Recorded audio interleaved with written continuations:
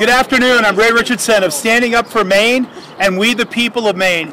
And we're here today to talk about actions we've taken specifically against Governor Janet Mills based on the draconian executive orders she's imposed upon the people of Maine.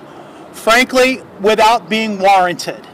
The governor said from day one that we would follow science and data. That means we do this non-emotionally.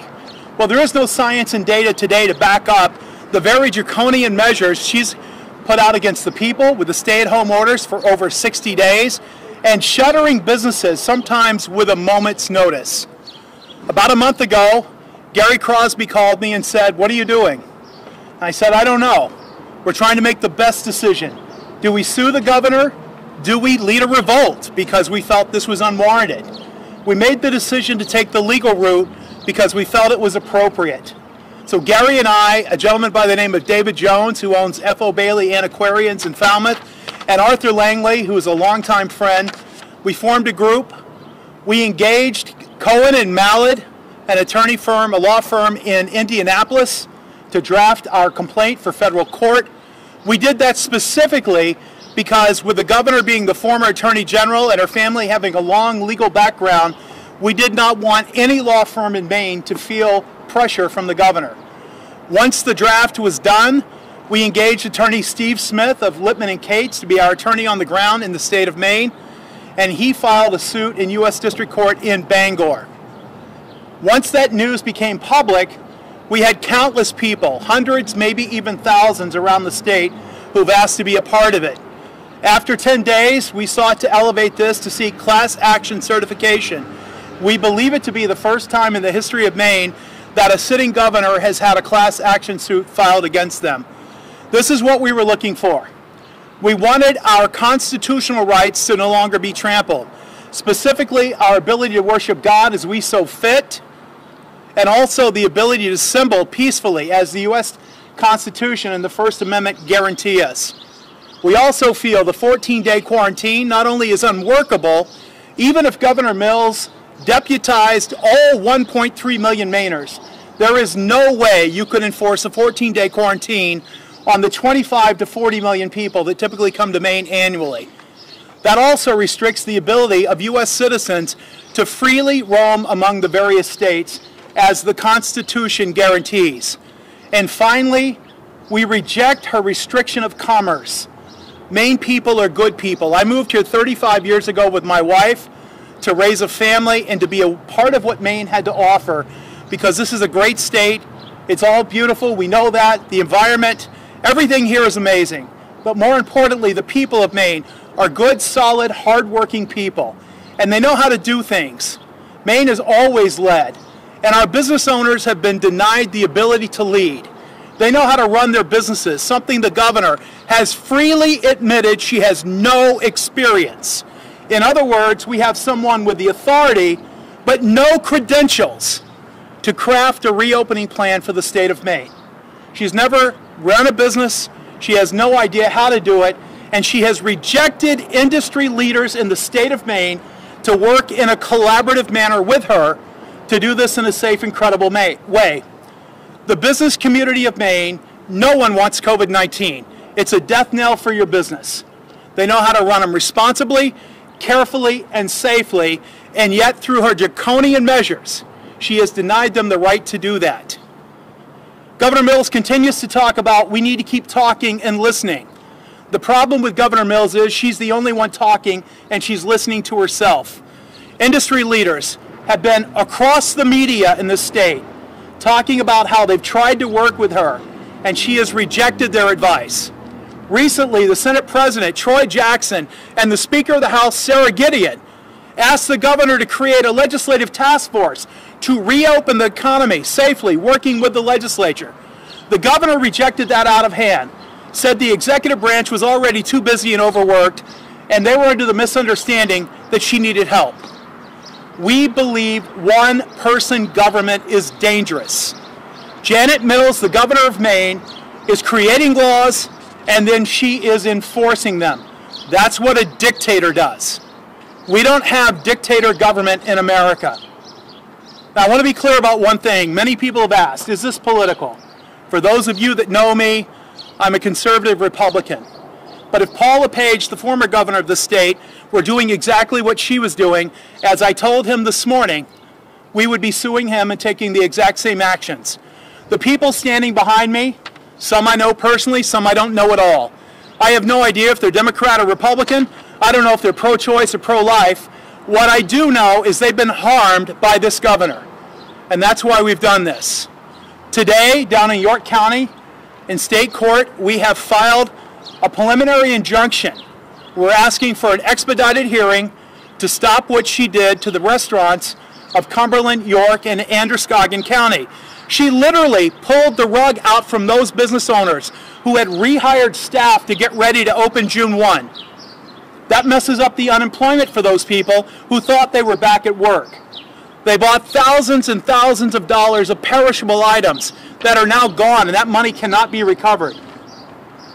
Just to underscore the lack of credentials this governor has about private business, she came up with this crazy plan that you could sell it to the corrections system.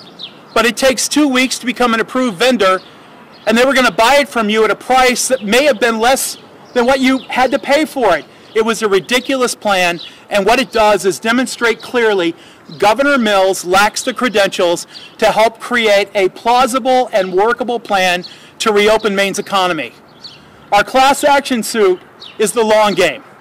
We filed it because we will never allow another single individual to have this kind of power and this kind of authority over the people of Maine.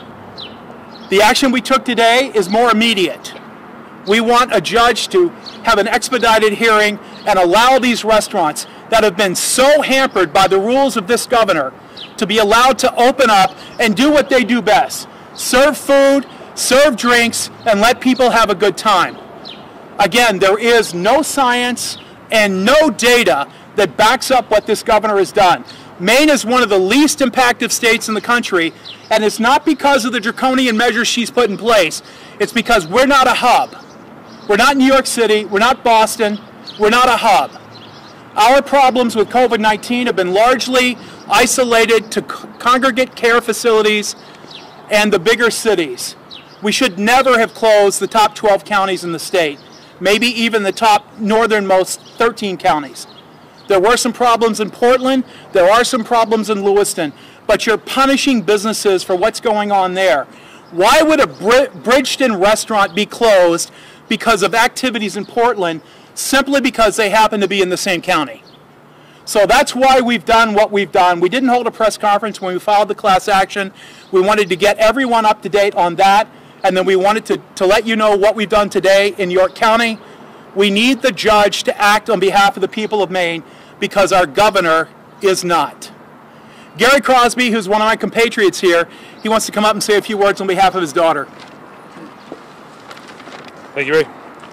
So I did get involved in this right from the very beginning, and one of the reasons I got involved, actually the primary reason I got involved, was because of the damage it was doing to our economy, and a little closer home, my daughter. She owns a salon right here in South Portland, and the governor just shut her down, shut everybody down. You know, and these people know how to deal with personal hygiene and everything. So for me, it was a fight for our constitutional rights to be able to prosper and go out and make a living, and our right to move around. So I got involved. Like Ray said, I called him, and the rest is history from there. We did file this today. One of the problems that we're having here, I think, with the state opening back up, is I talked to my state rep in Scarborough last week, and his statement to me, I said, you know, why not let businesses who don't want a single case of COVID in their business, so every business, all these guys behind me, everybody that's in business does not want it going out in the news, having one of you folks show up and say, hey, there's a case here. These people are doing everything they can to keep their place clean, and this rep that, from Scarborough told me that we just can't trust all the businesses to do the right thing, so we really need to be on them. Well, who knows better than the businesses and the people that make their livelihood? Yeah, it's just not right for a government to sit there and say, we just don't trust you. You know, these are all people that are pillars of the community, get involved and pay taxes and support the state. And here we are with a governor and clearly a rep and many other reps behind her saying, we don't trust you completely. It's wrong. So that's about all I have to say about it. We're going to. Oh, the other thing I do have to say is this is a moral and ethical fight. This is not political. We are in this for the long haul. Just so the governor knows that we are not going away. This is our right to live and prosper and live in freedom. And this is not freedom. So thank you very much. And I think we have a couple others that want to speak. What's the name of the business that your daughter owns? My daughter owns Harper Method Hair in South Portland. Gary, thank you. Thank you. Mike Mercer is going to join us now. Mike had Mercer Consulting Company, security firm. That business is permanently closed. He's one of the injured parties. Mike? Thanks, Rick. Good afternoon. My name is Michael Mercer. I own Michael Mercer Consulting. It's a security consulting firm. The reason why I joined this lawsuit was very clear. Yes, I was injured. I lost my company. But there's something deeper here. It's our constitutional rights are being trampled on. I've been in law enforcement the majority of my life. I'm retired. I am a Navy veteran. I have sworn to uphold the Constitution of the United States 4 different times in my life.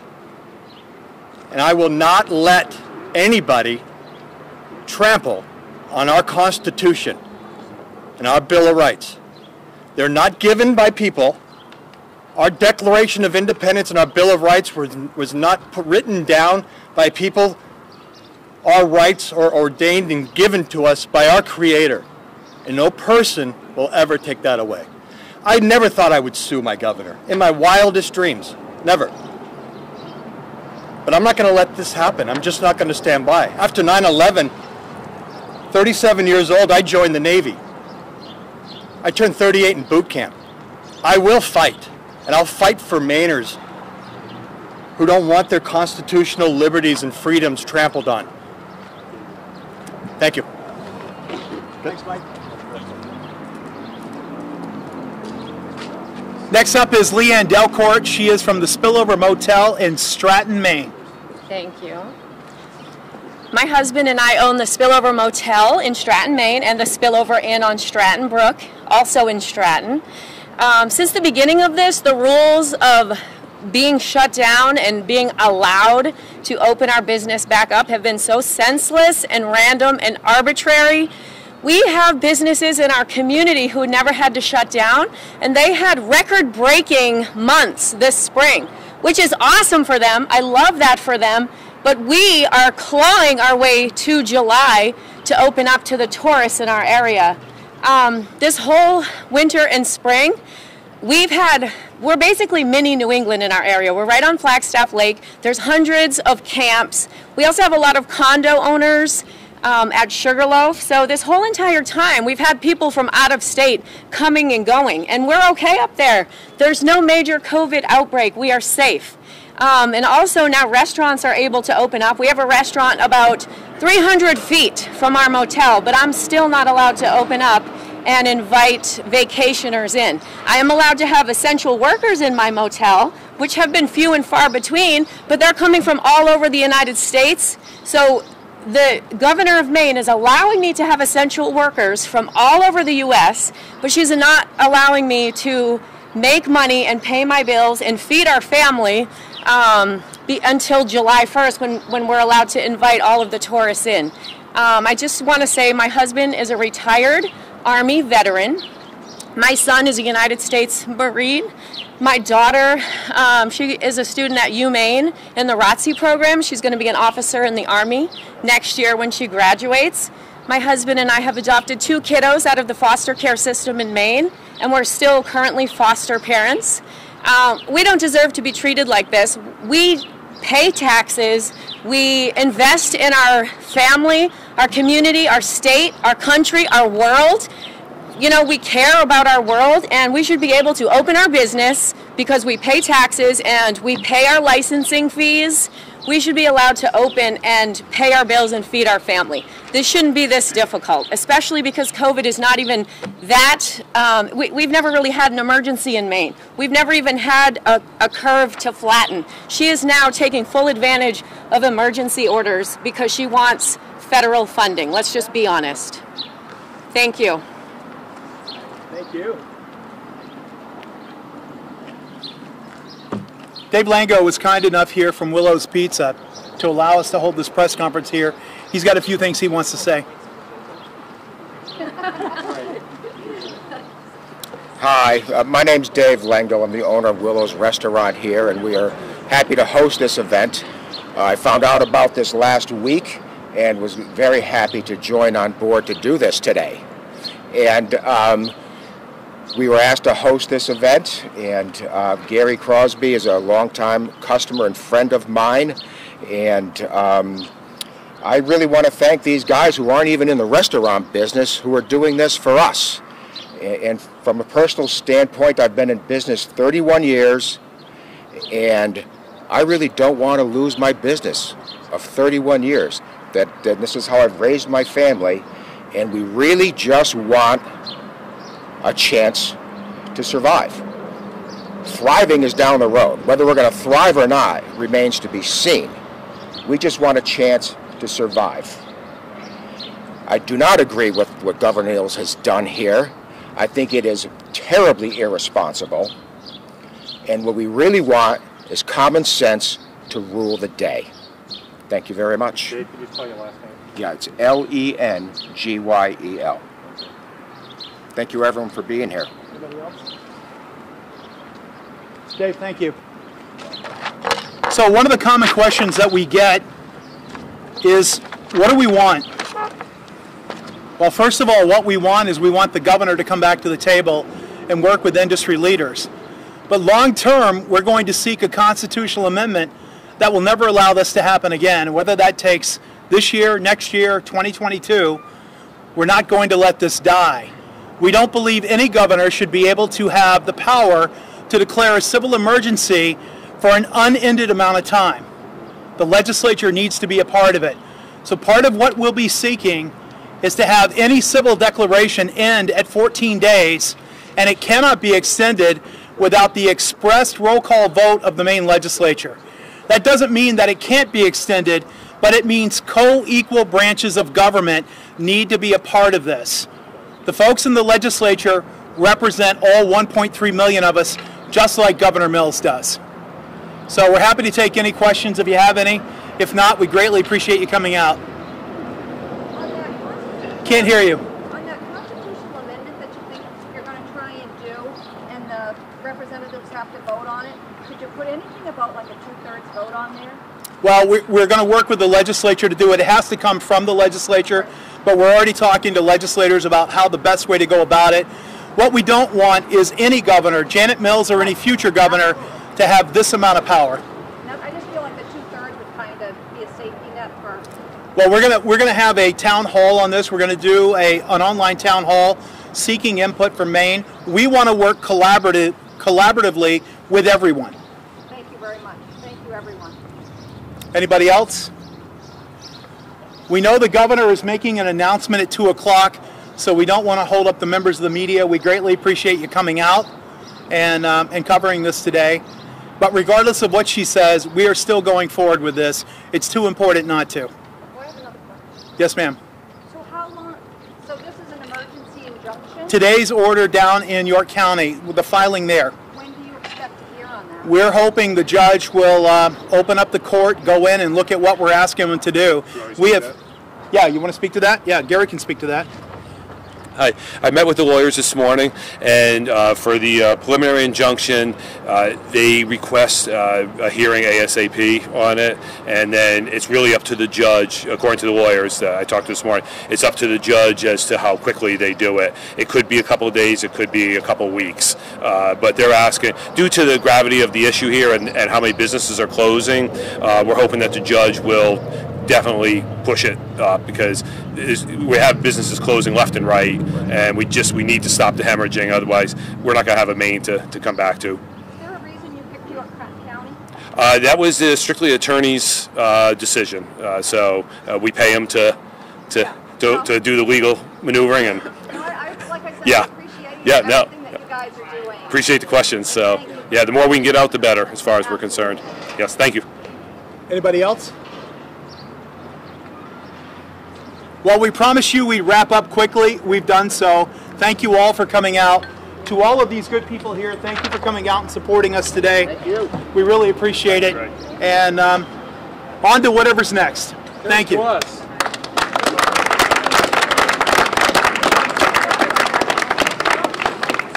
So as we mentioned, we'll have a copy of the press release from the lawyer.